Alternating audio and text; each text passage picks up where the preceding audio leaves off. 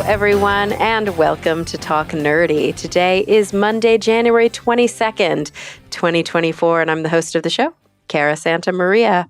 Can you believe it? We are already on episode 486.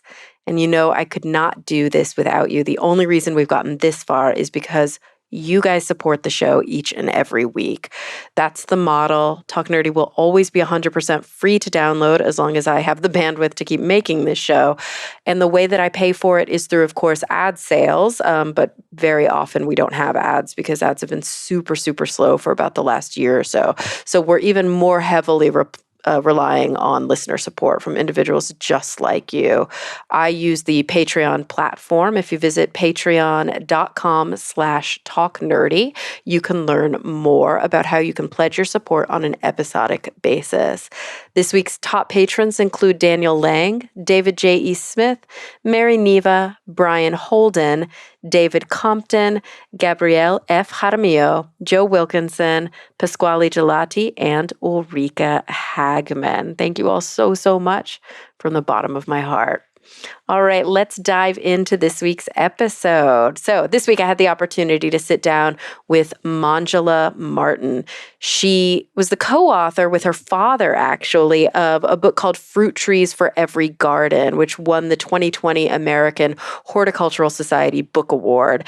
She's written nonfiction for a ton of different publications like The New Yorker, The Cut, Pacific Standard, Modern Farmer, and many, many more.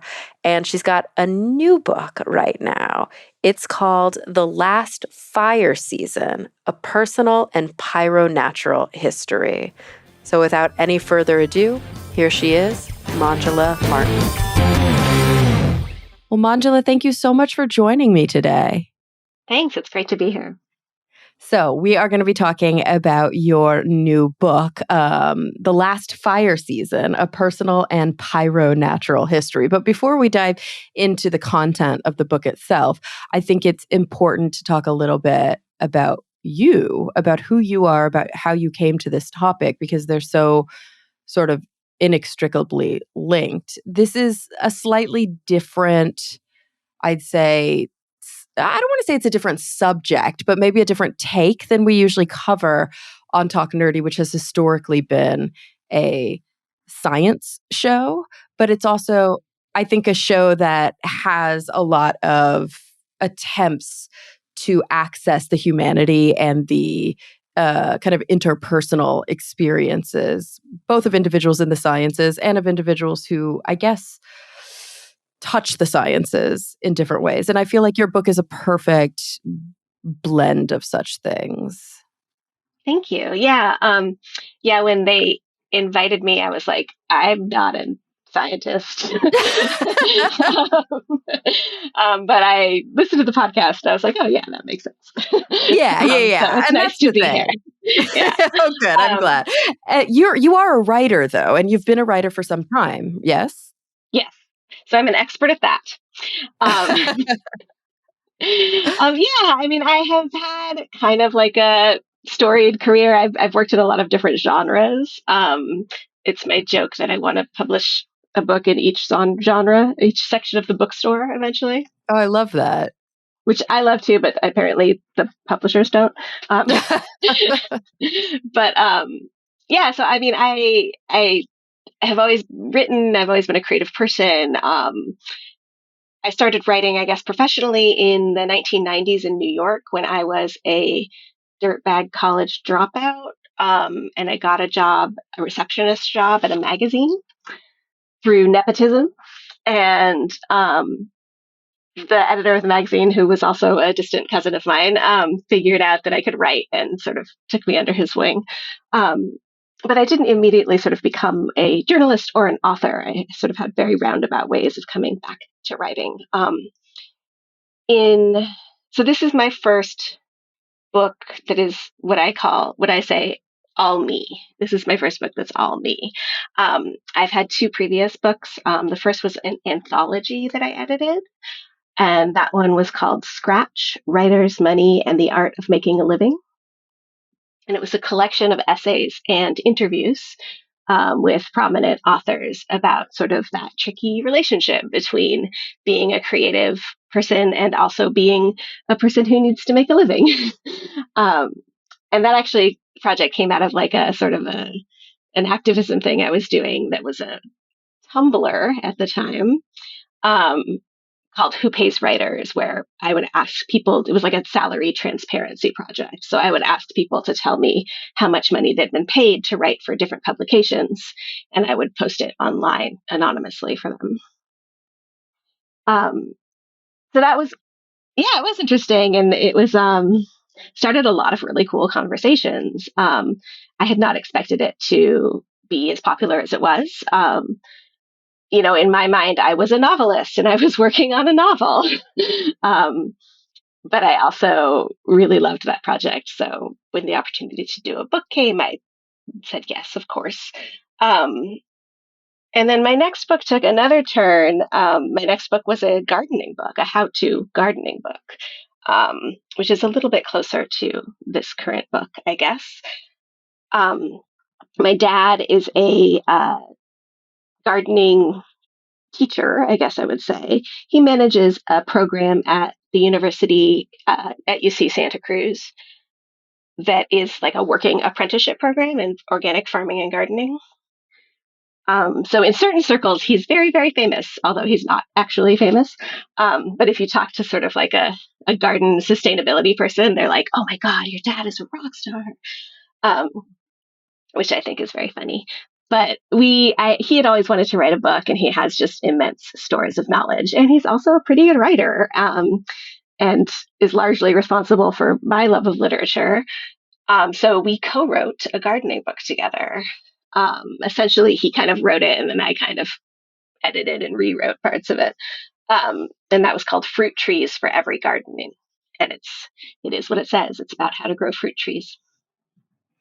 And that one actually won some awards, didn't it? It did. It won the American Horticultural Society's Book Award, which was so cool. And unfortunately happened during like deep COVID lockdown. So there wasn't much hubbub about it. Um, but I take great pleasure in the humor and the fact that I am a award-winning gardening book author.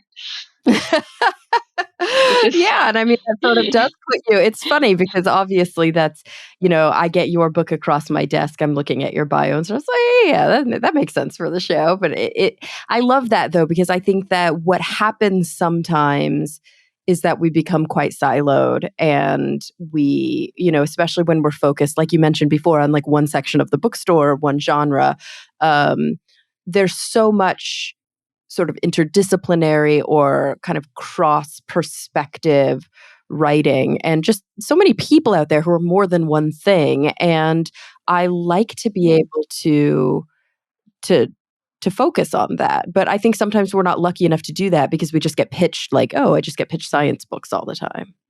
right. And I mean, I think obviously there are structural reasons why we have genres. Some of them are economic, some of them are academic. Some of them are just that's the way people work. We like to categorize things.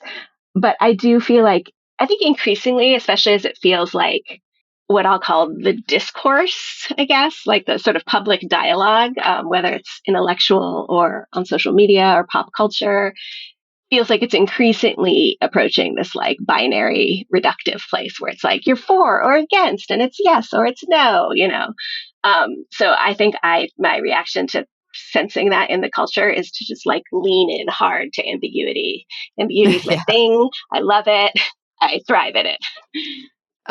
I love that. And I feel like, my listeners of the show who have been with me for a while have probably seen my own personal kind of growth and journey. But as now a psychologist, I just finished my PhD a few months ago. But as That's somebody right. who's now, Congrats. thank you. Can I And call I've been you Dr. you Santamaria? can. Yeah, you can Okay. call me that now. Legally, you can call me that.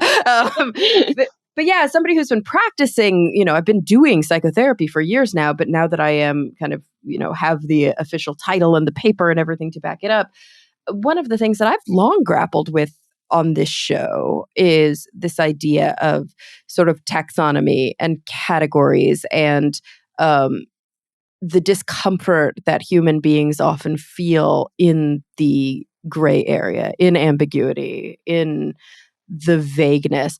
And I think sometimes we can be a little bit dismissive. I see the same thing when we talk about, let's say, for example, gender, or when we talk about other issues where we can be dismissive and say, "Oh, well, that's just how people are." But are we not this way because this is how we have reinforced ourselves to be? Like, is this not a construct also? Absolutely, it's a construct, and it's. I feel like it. I'm not a psychologist, but I feel like for me, the desire to sort of lean towards binaries and extremes is you want a safe, easy answer, right? You want an answer, period.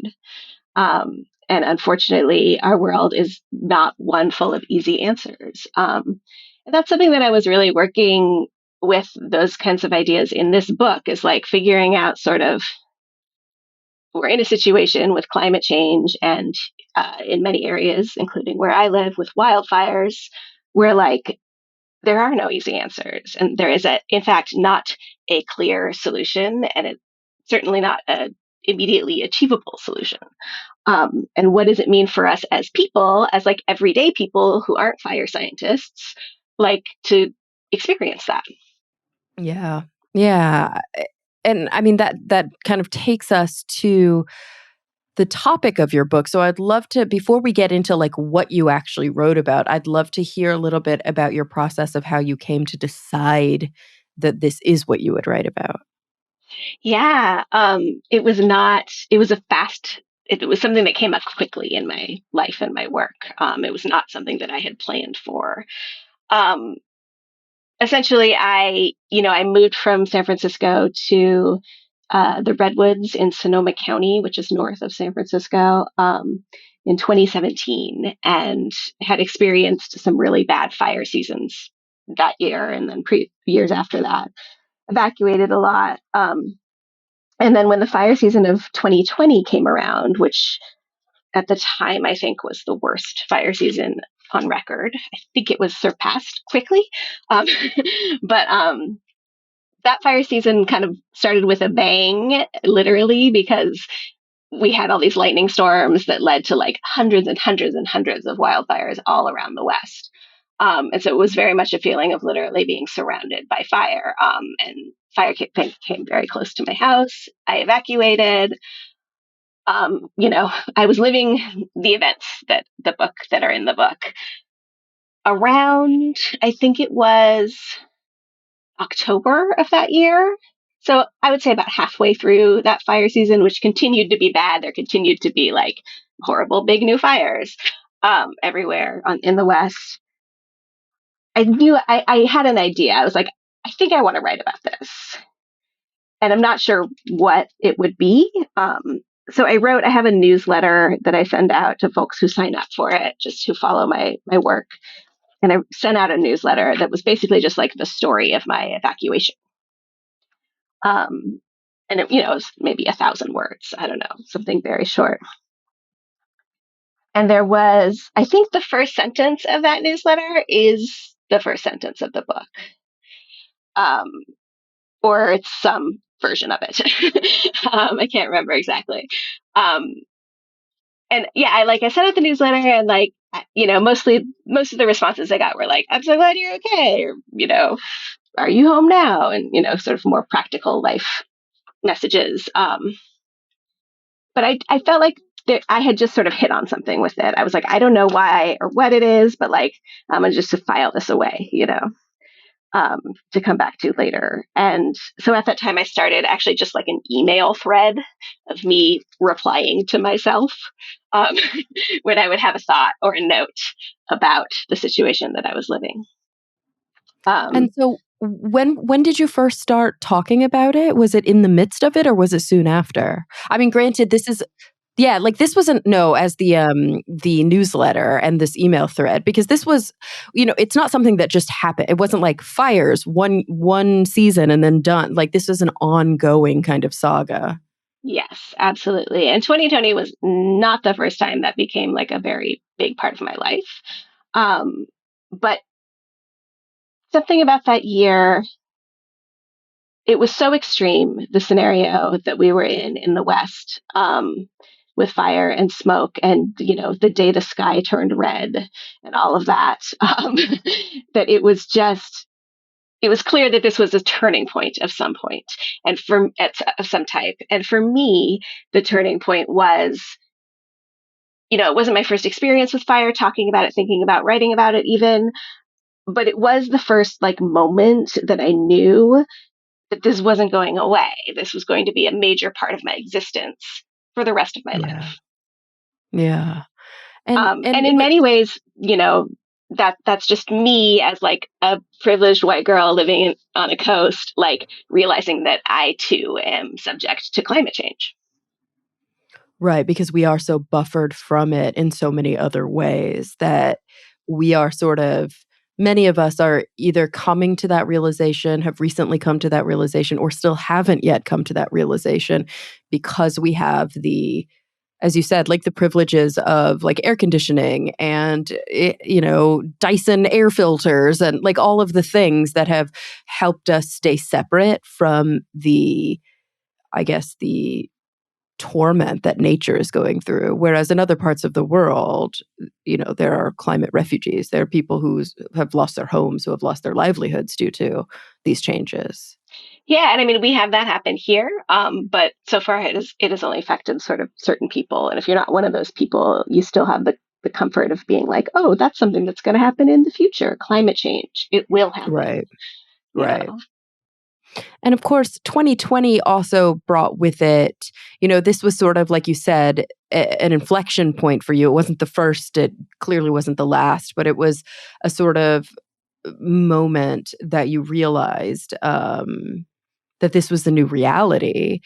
But 2020 also was happening against the background of a lot of things. There was this global experience of COVID, right? We're all dealing with the confusion and I think sometimes it's hard for us to put ourselves back at the beginning of 2020 or like the middle of yeah, 2020 when we were like all trying to downplay it at first and say, it'll pass. It's not going to be that. And then like, you know, work closed down and shops closed down and stay at home orders. And I don't think any of us quite knew how long it would become a part of our reality.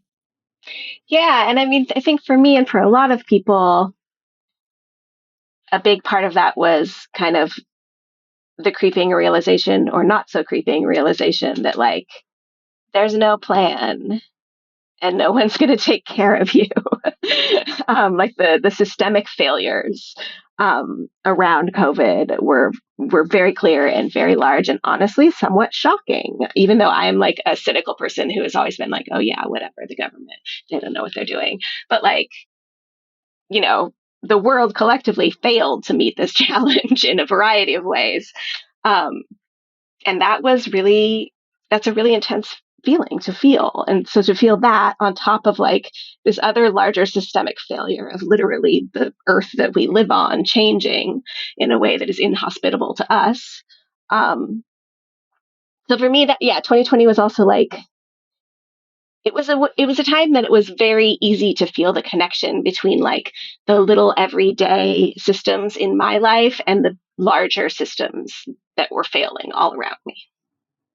And there was something going on that you were also dealing with your own personal kind of uh, experiences, your own health uh, struggles. So tell us a little bit about how that played into this kind of complicated web. Absolutely, yeah. And this is a strong thread in the book. So around the time that I moved to my current place in the Redwoods, I experienced a pretty severe reproductive health crisis. Um, the short version is what happened was I had an IUD as birth control, and it kind of, I say it attacked my body. I became embedded in my uterine wall, fully embedded in my uterine wall. And we're not even sure how long it had been that way. Um, um, and that led to a series of torturous medical experiences, including many surgeries and sort of random side effects and misdiagnoses. And it was a long process that ultimately led to my having a hysterectomy. And after that, left me with chronic pain. So I have chronic pain, which is a very general term, but for me, it's sort of persistent pelvic pain that manifests in a lot of different ways. I've described it to other women as like, imagine you have, your period and you have cramps, the worst kind, but like every day, you know? Um, No, it's interesting because again, listeners of the show will know this, but I had a hysterectomy last year. Post, yeah. So it's pretty. It was like a part of the. I struggled with whether I wanted to come, be public with it and whatever. Like I'm sure, yeah, you've been through all of that, but and mine was secondary to very, very early stage cervical cancer. And it's the only treatment, there's nothing else you can do. And so I was lucky I got to keep my ovaries, but of course I lost my uterus, my fallopian tubes, the cervix, they cut the uterine, nerve, all of that good stuff. And I too, periodically, I mean, it doesn't sound like I am not dealing with like chronic pain. Like I know this is not a part of my reality, but I periodically do have very intense, what feel almost like cramps. And it confuses me because I know I still have a period technically in that I don't yeah. menstruate, but I still have a cycle because I Yeah, have same. Yeah. ovaries. So I'm always Yeah. like, I don't know where I am. Like I'll just like Yeah. cry out of the blue, like, oh, I must be on my period. But because Oh I have my God, no me too. external Yeah. indicator, it sucks. But also I do periodically have these cramp like feelings. And I sort of always attributed them, correctly or incorrectly, to the fact that it probably takes, I've been told at least, upwards of like 18 months for nerve ablation to fully heal. And I'm kind of coming up on so it was July of 2022, actually, when I had the surgery. So I'm kind of coming up on that time period. It's been about a year and a half. But yeah, I assumed it was something to do with like phantom, whatever, just like these nerve inputs that have been cut that no longer, but I don't know if it's more than that because there's no uterus. So how do I have cramps? I know, it's very weird. I have that too. Right? And I sort of jokingly refer to I'll be like, talking about the uterus parts of my book, and I'm like, actually, there is no uterus in the book. But Right. Yeah. The lack of, yeah. It's funny. Well, I um, now have one tattooed on my arm oh, I nice, paid homage. Yeah. commemorative. I was like, So there it is. when I had my surgery, the reason why I had my uterus removed was that was the only way they could remove the IUD that was Oh my hurting me. God. So they had already And attempted to remove it in other surgeries and they couldn't? they attempted to remove it in office procedures that were literally torture.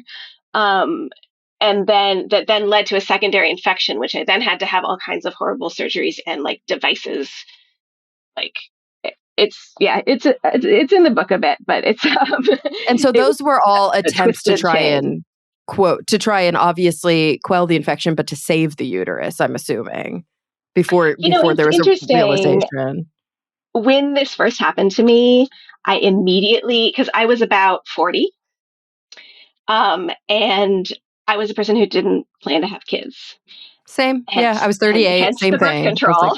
don't want kids. um, Yeah. Yeah. yeah, and I knew instantly, like that they. I had a feeling that they would work a lot harder to save my uterus if they thought I wanted to use it to hold a baby in.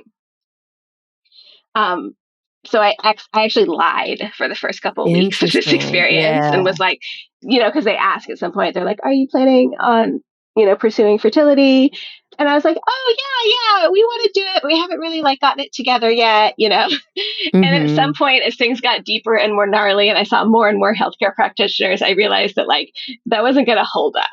Like they knew that like we hadn't been pursuing fertility, and I was 40, and like we'd had no appointments about it. It's So I just gave up fascinating the though lie at that that point. that culture existed. Like, I feel like in some ways I was so privileged that I had, I worked with the same gynecologist the whole time. I've been with her for years. She's female. She's very, very like LGBTQI like affirming. She's very sort of she just gets it. And so early on, when all of this started happening, I was like, do not be conservative in your movements. Get all of it. Do what you need to do. Because we did like a DNC. We had to go through a few things at the beginning. And I was like, do more intensive biopsies, do more intense. And actually, if she hadn't done a leap, which I really pushed her to, we never would have found the cancer because it didn't show up in any of the other, it didn't show up in the DNC, it didn't show up in anything. And she knew at the beginning, like, I do not plan to have children. Do not tread lightly in an effort to preserve my fertility. Tread as heavily as you need to preserve my life. Like, that is what I'm more interested in, is catching the cancer Absolutely. early. And um, she got it, but I don't think that that is a typical experience. And she even told me at the beginning, listen, if you want to have a kid, now's the time to think about it, because we can push back your hysterectomy for 5 years, but you will have to get every 6 months, you'll have to get another cervical biopsy. And I was like, I can't deal with the torture. At that point, I had, I don't know how many, 6 biopsies. Like, I just couldn't. And I was like, I'm not doing that. ugh, I'm so sorry that happened to you. Well, and I'm sorry that this happened to you. I mean, and that's the thing. Thanks. I feel like so often with my, hister sisters, we start having these conversations and we realize, although every situation is wildly different, and in some ways we were more lucky than others, and in some ways we were less lucky than others, the background culture, the experience of our medical system, whether we were the lucky ones who didn't have to deal with it or the ones who got it hook, line, and sinker, is that like somehow the life of a potential child is like more valuable than the life of the woman who hasn't even decided if she wants to potentially have a child. Absolutely, and that is an extractive mindset. And it, in my opinion, and I get into this a little bit in the book, it has a lot in common with how our society views the natural world too. Sort of, it's a font of fertility and ripe for plundering, as it were, right? Right. Sort of this Um, colonialist, extractive kind of, almost like a very, it's a very kind of Western patriarchal colonialist ideal. yeah, and many scholars argue that, like, which I found out in my research, is like that it actually begins not begins, but it was very much uh, it institutionalized with like the invention of the scientific method. Like Francis Bacon um, actually used women as subjects on his experiments because he thought that they were like mysteries of nature. um, and so there's these weird, like very literal crossovers between women's reproductive health, the healthcare system, and sort of extractive colonialism when it comes to the planet. And truly, like, to be fair, capitalism as well, which I think is tied up in that. I remember having Angela Saini on the show just last year, again for like the second or third time because I love her book so much. But her most recent book, I think is called The Patriarchs. She did a really deep dive into all of the literature and just all of the kind of history. And it's still it's complicated as hell to say, like, when did patriarchy arise? Like, is it because the argument is, oh, it's a natural state of thing being, men are physically stronger and therefore men have always overpowered women and therefore there's always been kind of patrilineal societies. But she's like, yeah, that's bullshit. Like, let's actually look back and see what the evidence shows us. And she makes a lot of conclusions in the book, but one of the conclusions that stuck with me was that time when people started to trade like goods and services for capital, and they started to have to keep records, and say this belongs to this person. They own this plot of land. They own this many cows. They own whatever. That's when we started to see the kind of chattel slavery component. That's when we started to see the patrilineal as opposed to the matrilineal, like, oh, the man's last name and the sort of, Right. will document Property from the men. Yeah, passing. exactly. Like, Yeah. a Yeah. lot of it came down to kind of early capitalism. Of course. It all comes down to capitalism, right? Um, but I mean, and I think a crucial part of what you just said too is that it's not just the idea of like like, capital. It's the idea of excess and of profit. It's not just that we're trading things so that we can have enough to live. It's that we're trading things so that we can have more than you. Right. And owning that and delineating my ownership versus your ownership as opposed to like collective kind of good or collective experiences, which, when we think of hunter-gatherer societies or we think of these like earlier indigenous societies or even some more modern indigenous societies, although most of them have been touched by Western influence, there is at least more of a collective relationship, at least with natural resources. Yeah, well, people have different, foundational worldviews about these things. And the capitalist worldview is the one that has led us to irreversibly harm the planet that we live on, which is not to say that the planet won't survive, but we might not.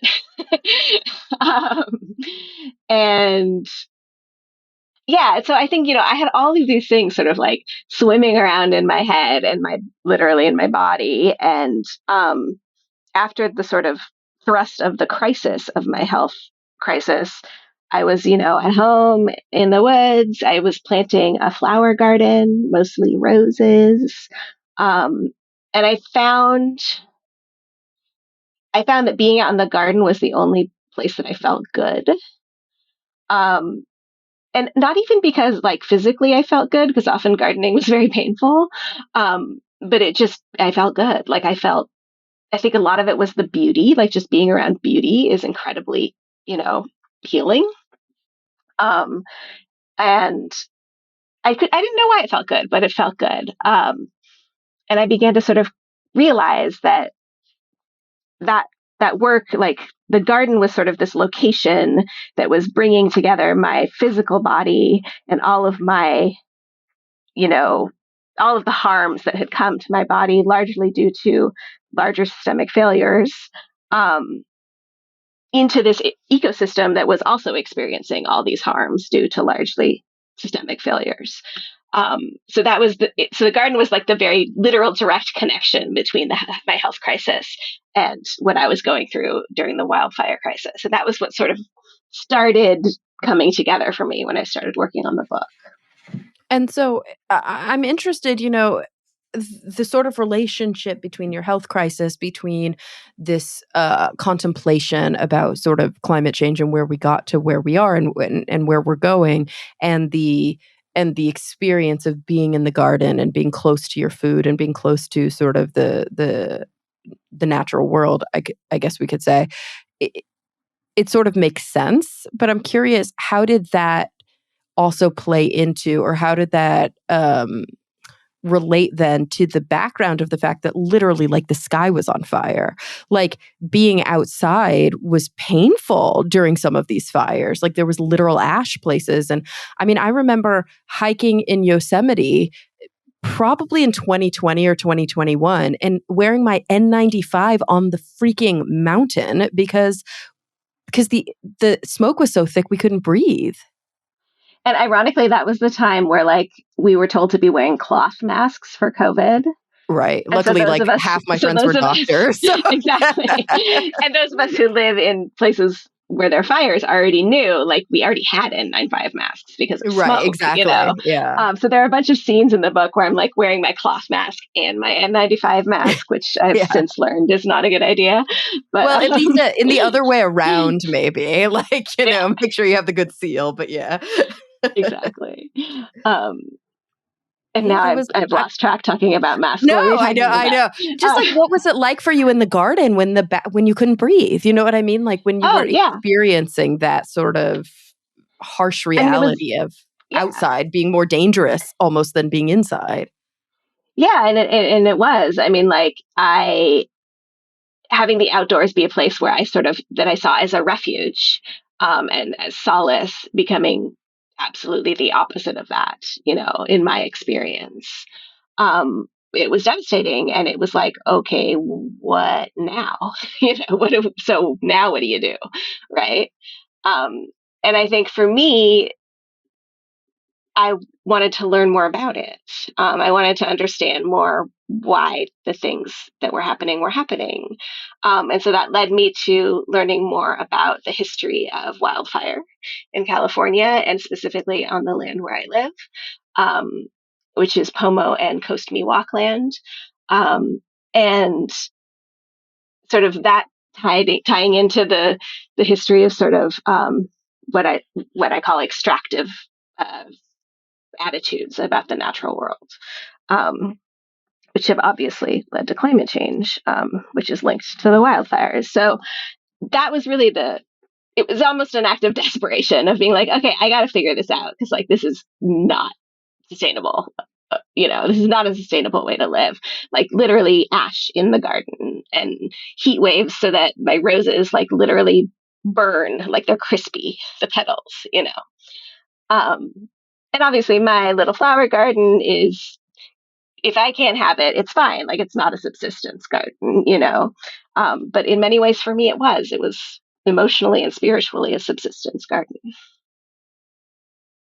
Well, and it was also your immediate reality, your microcosm of this macro experience, your sort of canary in the coal mine. And I think that, I think one of the topics that I would love to get into with you if you're comfortable doing so, because I try to bring it up from time to time on the show. I don't think that we talk about it enough in kind of the broader culture, but it's this experience of intersectionality wherein, we were just discussing some of the historical abuses and atrocities kind of committed against women and our own personal um sliver of that. But we were also discussing our own privilege to be in the West, to be live in kind of larger, more expensive cities, to whatever, be freelancers or have access to healthcare or, whatever the case may be.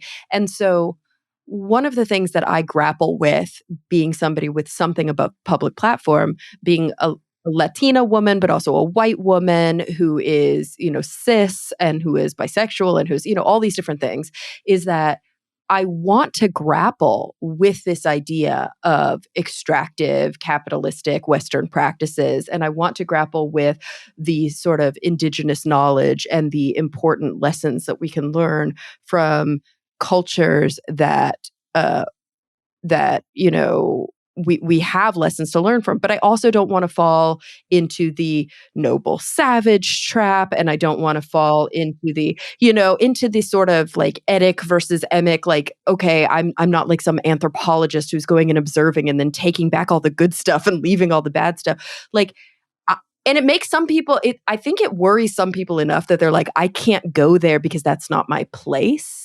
Sort of like you see with Israel and Palestine right now. Like you've got the people who are outspoken, you've got the people who have personal ties to the region or personal ties to the ideology.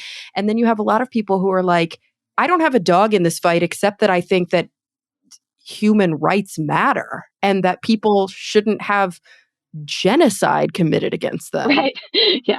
Like Um, it's as simple as that. yeah. And I mean, honestly, I think the first thing that I try to remind myself is that actually I do have a dog in this fight because I am a freaking human being who lives on this planet. Um, and obviously I have had a much easier life than a lot of other people have, but that doesn't mean that I'm not invested.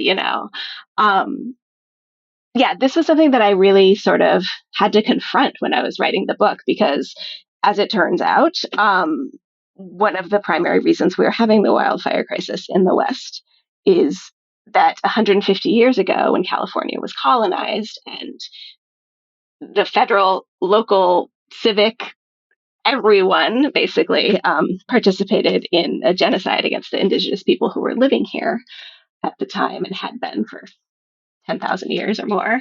Um, the people who lived here before colonization burned the forests and uh, other ecosystems regularly. It was part of the way they managed the land. Fire was an important tool. It was also sort of like a spiritual thing, and it was also like a safety thing. And there's all these roles that fire has played for humans, throughout time. But when it comes to our current wildfire situation, it was a land management tool. And when the genocide happened, part of that genocide was outlawing indigenous use of fire. Um, and at the same time, the early conservation movement was happening. Like John Muir was coming and being like, "Wow, Yosemite, it's amazing. Let's save it." And because nobody lives here already, um, and nobody who lives here is already taking care of it, you know.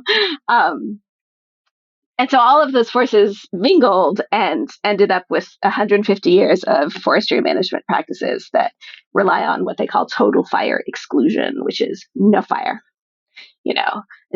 There was a law in place until the 70s that was it's called the 10 a.m. policy, where in the Forestry Service, if there was a fire, it had to be put out by 10 a.m. the next morning. That was the rule.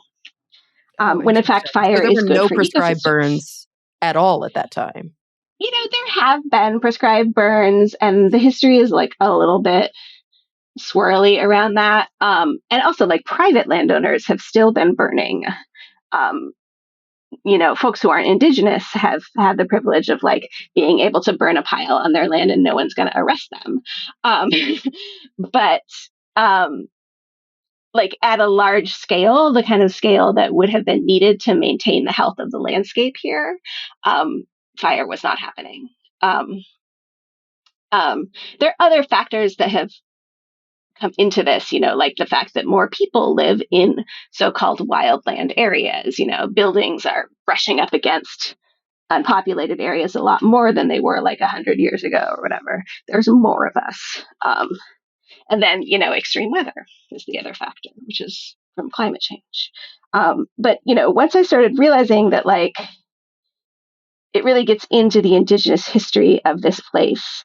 And I am a white woman, and I am the descendant of people who moved to California to sort of find spirituality and go back, quote, back to the land in the 1970s. And there is I'll admit, there is a really strong urge to be oh yeah, I can't get into this. Of you course, know, right. Like, this isn't my um, place, or I'm going and to also step it's on not a my landmine or story. something. Yeah, Yeah. And I mean, exactly. I honestly, when I decided to write the book, I had a lot of thought about it. It was is this my story to tell? In many ways, it's not. I don't sort of have any claim to fire, but also it's all of our story at this point. And sort of my unique experience of it, I think, is my story to tell, Um, but it's not something, I mean, it's definitely something I thought about. I put a lot of thought into it and had a lot of discussions with smart people about it. Um, so I think there are moments in the book where I sort of brush up against this, and sometimes I make a little joke, or sometimes I get really more into the history. But it was really something I really wanted to do, was find ways of expressing my place in that and my privilege, for lack of a better word, without sort of getting into this white guilt thing, which I don't find to be particularly useful. And also, as you said, plays on a lot of tropes and stereotypes. There's a guy, an indigenous guy, who I interviewed for the book. His name is Stoney, and he works with an organization called TERRA, which is the tribal. Oh, I'm going to mess it up. Tribal Eco Resilience something. Oh, sorry, I have to look it up. Association? I'm going to guess that. Tribal Eco Restoration Association. Association. Alliance. Gotcha. Tribal Eco Restoration Alliance. Alliance. Yeah. Okay. All Sorry. right. I love this organization and should know their name, which I do. But Well, their name is so, Tara. That's why they go by yeah. Tara. so you don't have um, to, yeah. so I was interviewing Stoney about cultural fire, which is generally the term used for when indigenous folks burn, which can be for many different goals. But a lot of indigenous fire practitioners do make a distinction between cultural fire and prescribed fire. Prescribed fire being the goal of prescribed fire is to reduce fuels. The goal of cultural fire is a more sort of holistic thing. It would be it wouldn't be to reduce fuels. It would be to burn this certain area, burn the ground litter in an oak forest so that there aren't any more acorn weevils who then make the acorns inedible. And then that sort of goes on down the food chain, you know? So it's often the same action, but with a different intention, a more sort of larger scale intention. But I was interviewing him about that. And, you know, I was like, asking him like, oh, so do you do like a ceremony or whatever when you go out to burn, you know? And he was like, yeah, but like people really are way too interested in that. No one ever asks me about the actual parts of my job. Everyone always wants to know like what my fucking prayer is. Right, right. Like, do I wear And I some was, sort of like get up when I do it? Yeah. yeah, and I was, you know, appropriately chastened and realized that I had been doing that too. You know, I had been sort of having this sort of like mystical feeling about this indigenous guy who, first of all, his spirituality is his own. And second of all, like I was talking to him about his job. Um, and so he was like, yeah, reporters always ask me about that. And I was like, yeah, sorry. Um, you know, and then we went on to have a really interesting conversation. And he was actually like, you know, the prayers and stuff aren't really what matters to me. Like, the quote I think that's in the book is he says like, you know, my sweat is the offering or whatever. So I think just as I'm reporting these issues and as I'm writing about them, just always checking yourself and has been helpful. But I think the thing I really learned throughout this process was just to not be scared to like talk about it, first of all. I think, especially like well meaning lefty folks, especially white folks, like we had this idea that like we can't say anything about race or privilege unless we like have the perfect answer. And that's just not necessarily true because there is no perfect answer. And it requires constant discussion and constant communication and relationships, you know? Yeah. You know, I guess there's two big questions that are coming to mind, and these are different from my closing questions that I always do. And like when I think about sort of your approach to the book, what ultimately found its way into the book, and how you sort of um, how you navigated this gray area. Um, the two things that sort of come to mind that I think are probably important for the listeners of this episode are number one, like when all was said and done and you finally had your sort of your draft copy to the editor that you were feeling pretty solid about, if you ever were, what was sort of what did you gain from the experience? Like what kinds of insights or like, you know, where were you at the end of this project that maybe you weren't when you first sat down? And then also just to prime you for it, what are Yeah. you hoping that the reader Yeah. gets from, you know what I mean? Because I think, Yeah. you know, it's like art and commerce. It's really confusing, right? Like you write these things for yourself, but you publish them so that other people will read them. And so you've got to be thinking about the person on the other end of that page as well. Yeah. Absolutely.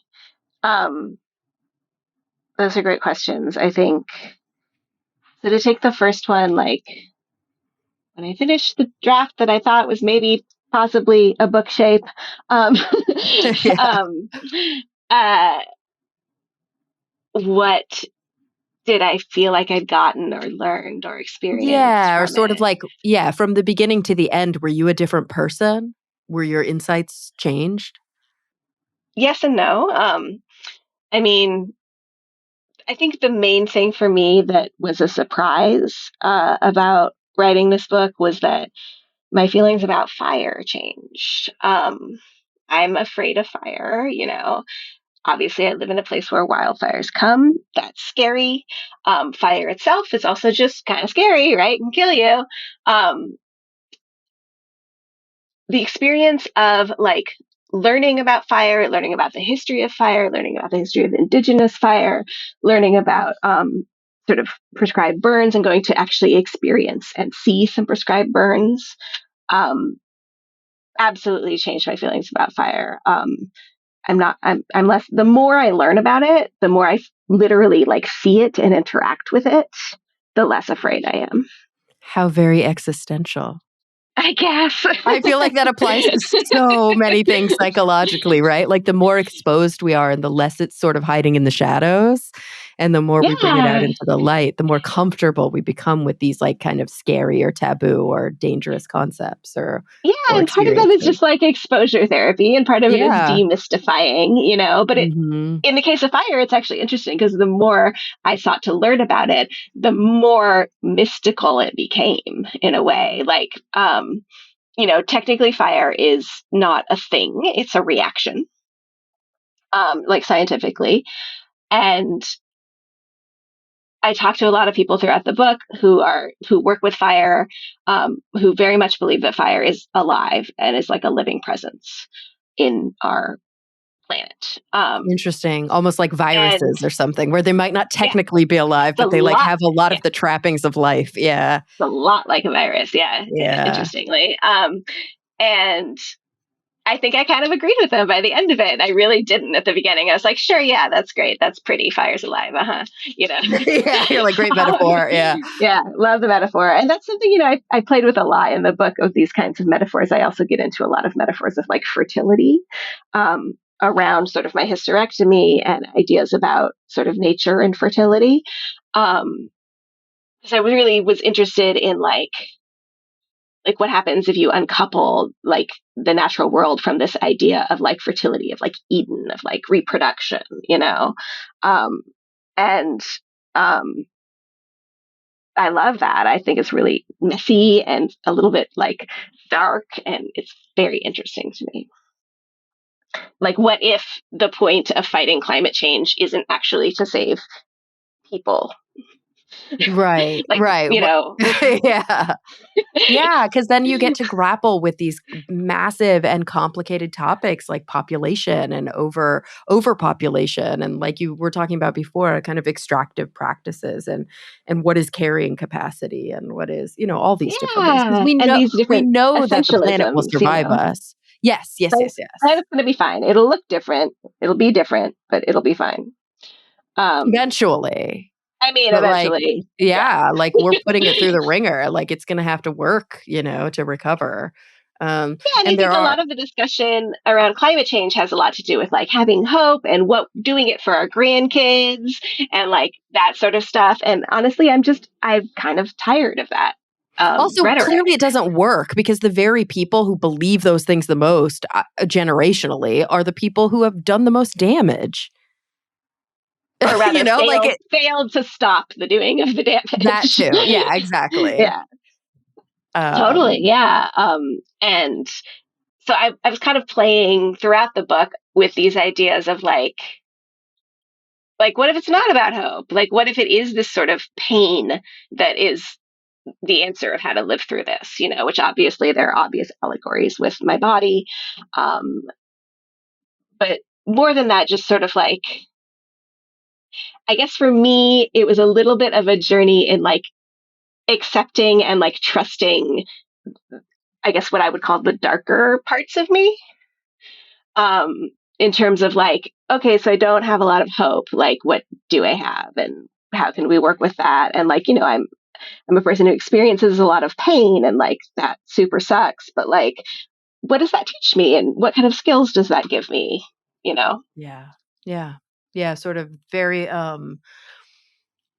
I think of this as, because this is the type of therapy that I mostly practice, but it's very like logotherapy oriented. It's meaning centered therapy, sort of against the background of these things that we can't control. Where can we find meaning in them? And it maybe isn't about hope as much as it's about uh, purpose or some sort of deep existential um, uh, meaning. I keep going back to the word meaning. I can't think of another I word mean, right now, but yeah, my partner Max in the book says, for him, that word is faith, which is obviously a loaded word, and neither of us are religious, but like, you know, it is a kind of faith, faith and meaning, all that. and so I'm curious, obviously you probably touched on it a little bit, like the takeaways that you're hoping for your reader. Hopefully they're going to get all of these things that you said, and and this picture is going to be painted. But do you feel like there's another layer to it? And I guess it's hard to know. Everybody's going to come to a story with their own personal perspective, and they're going to take it's like poetry. Or like, I remember reading like fucking, I don't even know, like Emily Dickinson when I was in like fifth grade, and grappling with, having great teachers who would grapple with like, what do you think that means? Like, does it kind of matter what she meant by it? Because how does it translate for you personally? But that being said, was there anything as you were writing this or as you were editing it at the end that you were sort of hoping to influence or get across, or, I don't know. Is there anything that you hope people take Yeah, away? absolutely. I mean, there are some sort of, more factual and practical things, like actually just understanding the basics of the way the wildfire crisis connects both to climate change and both to historical, like colonialism, which also connects to climate change. And we can go on and on, you know. So just sort of, that larger context, I think, is helpful to remind folks of. And a lot of people actually don't already know that. I found myself talking with a lot of people and talking about sort of like the history of intentional burning in California. And people would be like, "Really? I didn't know that," Um, and it's more people do know it now that we have continued to have fires, and more publicity has happened around it. But so just understanding the basic context of the situation was important for me. More so, I think I really want the reader to be able to sort of feel free to like make connections between different systems that they see operating either in their lives or their worlds, and really sort of like question how the systems are working and who they're working for. Um, there's a certain kind of like desire for company that I think a lot of people have who have experienced these types of disasters and will continue to. Um, like one of the reasons I wrote this book was that I was tired of like the disaster narrative. This sort of like, oh, you're running from the wall of flame, and like here's a chronological TikTok of like what happened that day. And then we triumphed and we rebuilt or whatever. um, I was really tired of that narrative and that narrative arc, and it doesn't do anything for me as a person who lives in one of these affected areas. So I would imagine there may be people like me out there, and I hope this book is for them. People who haven't really seen themselves in a lot of the disaster journalism that's out there. Which is not to say that that isn't great journalism that has a really good role. It's just it's not the whole picture to me. And then yeah, and then I think just like in the book, I talk about, the philosopher Donna Haraway has this book called Staying with the Trouble, that's about sort of new ways of finding community and kinship in the Anthropocene, or what she calls the Cthulhu scene, um, which is a whole other thing. But she's a trip if you've not read her. She's far out. But I love that phrase, staying with the trouble. And it really sort of became my like motto during these years of cascading crises and polycrisis, like staying with the trouble. There's a meditative aspect to it for sure, but it also includes action. The idea of like finding a way to live and exist and help each other and relate to each other within the mess as the trouble is happening. I think culturally we're so hyper focused on solutions, um, that it's difficult to actually stop and grapple with like what humans have done to the place that we live, and how that might change the way we live, for worse and also maybe for better in some ways. I don't know. It's like such a parallel. It's so funny. Like I see such deep parallels with my work in psychotherapy. Is just, you know, so often when somebody is suffering, the people around them want to fix it. And what they actually need in those moments is somebody to say, I hear you, and that sounds really hard. And just validate the fact that it is how it is, and just be in it and grapple with it for a while. Yeah, and I think that there's actually real power and real collective power that can come out of that. And I've experienced that a little bit in my neighborhood with the stuff we've been doing around land stewardship. Um, it's funny, you're talking a lot about psychology. Like a lot of my research threads for the book ultimately led me to psychologists. Mm-hmm. And it's not a field I know that much about. But, I talk in the book about the work of Joanna Macy, who is, she works on like climate, what she calls despair and grief. Um, and her whole thing is like, the fact that we feel pain for the world is actually proof that we are connected to the world, and it's a good thing.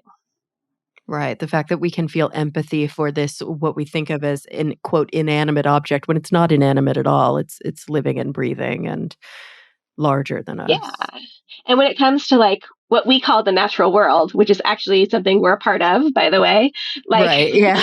um, like there's a really kind of thrilling negation of human ego in that I don't know. I just think is really interesting. Like maybe humans aren't the main character. We might be the villain. I don't know, but maybe we're not the main character here. Yeah. Yeah. Usually I would close with my closing two questions. I feel like we've probably covered them, but maybe I'll throw them at you and you can be like, yeah, we already talked about that. Or you can be like, okay, here's a summation. But, with, Maybe I with can every, come up with a one-liner. yeah, exactly. But you don't feel any pressure to. With every episode, I do ask my guest, and of course, my guests come from all different walks of life and have all different areas of interest. Historically, this has been a science show, and so I'm always curious from them. Number one, what is the thing when they think about the future? First of all, let's put our future goggles on. What is the thing that keeps them up at night? The thing that's most concerning? Maybe they're feeling cynical, pessimistic, whatever about. And then on the flip side, where are they finding their hope, their optimism, their meaning, their faith? Where's that kind of authentic thread? And so obviously we've touched on so many different things that are so. I mean, that's basically what the whole book is about. Yeah, Those exactly. two things. And so I'm curious for you. I mean, you probably can't like just say this is the thing, but you know, is it is there a core, like without being reductionistic, although maybe I'm asking you to be reductionistic, like is there something that you can point to that A keeps you up and B gives you hope? um, And they can be different things clearly or the same thing. yeah, I mean, I think I'm going to limit it to this sort of like fire area. Obviously, the thing that keeps me up the most at night right now is the multiple ongoing genocides in our world.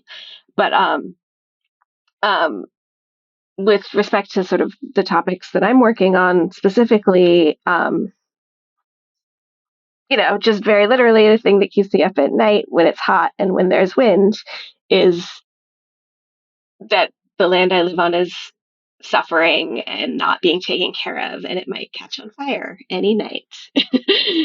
I say this, of course, as it's pouring rain in Northern California, which is another manifestation of extreme weather that is not unrelated to the fires. But and I think conversely, the place where I really find hope is in that sort of establishing relationship, whether it's establishing relationship with fire, learning more about it, even like observing, um, or establishing relationship with people in my community who are doing this kind of work, who are really sort of, literally on the ground with hand tools, like doing the work of trying to keep the forest healthy. Um, the hope for me is in that sort of like that grunt work. Yeah. Yeah.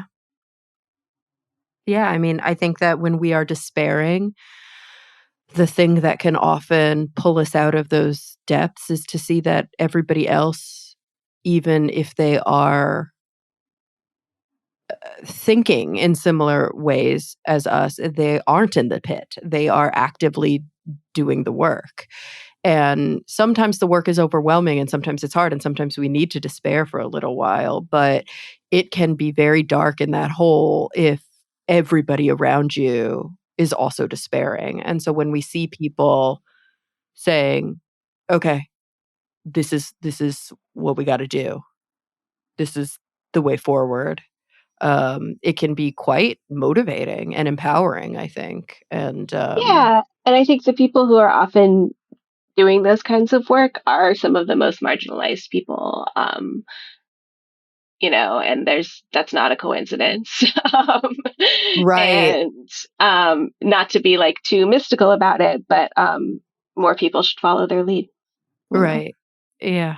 Yeah, we have a lot to learn. Well, gosh, everybody, the book is The Last Fire Season, A Personal and Pyronatural History by Manjula Martin. Manjula, thank you so much for spending time with us today and being so open and candid and sharing these personal stories, but also offering so much wisdom to us. Thank you so much. It's been lovely. And thank you for being a Hister sister.